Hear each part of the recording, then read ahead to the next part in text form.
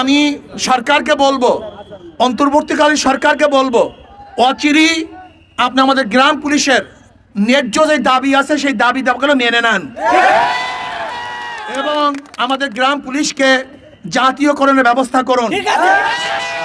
আমাদের গ্রাম পুলিশ ভাইরা যেন দুমুটা খেতে পারে, দুটা কাপড় পরতে পারে, তাদের বাচ্চাদের নিয়ে গিয়ে চলাফেরা করতে পারে, এই ব্যবস্থা অবশ্যই সরকার করতে হবে। এর জন্য ইনশাআল্লাহ আমি এখানেই নয়, আমি আপনাদের পক্ষে সব জায়গায় আওয়াজ তুলবো, আপনাদের পক্ষে থাকবে ইনশাআল্লাহ এবং ইনশাআল্লাহ আপনাদের দাবির সাথে আমি একত্রতা ঘোষণা করলাম। মানুষ পরিবার পরিজন নিয়ে সংসার চালাবার জন্য আপনারা যেই বেতন পান তা দিয়ে আদৌ পরিবার চালানো সম্ভব না। এটা অমানবিক, অযৌক্তিক।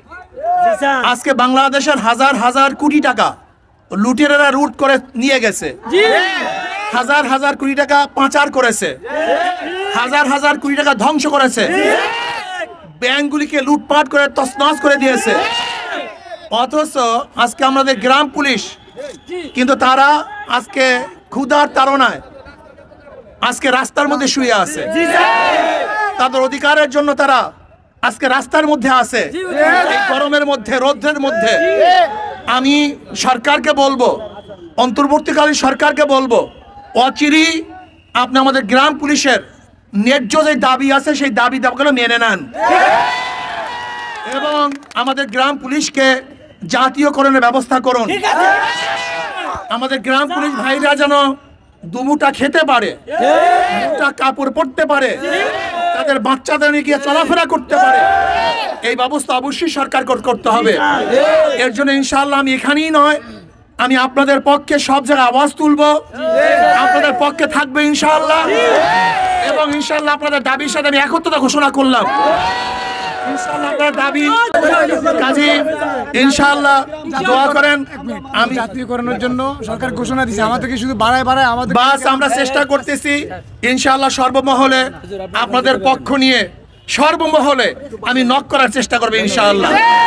আপনারা সুস্থ থাকুন, সুন্দর থাকুন, আপনাদের জীবন উজ্জ্বল হোক। আল্লাহ পাক আমাদের সবাইকে দুনিয়াতে ভালো রাখেন, উপরও ভালো রাখেন, এই দোয়া করতেছি। আল্লাহ আমাদের সবাইকে কবুল করেন।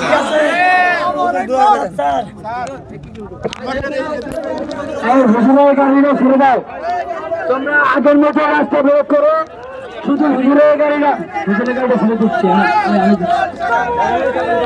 আমার সকলের রাস্তা প্রয়োগ করো, সকলের রাস্তা প্রয়োগ করো, শুধু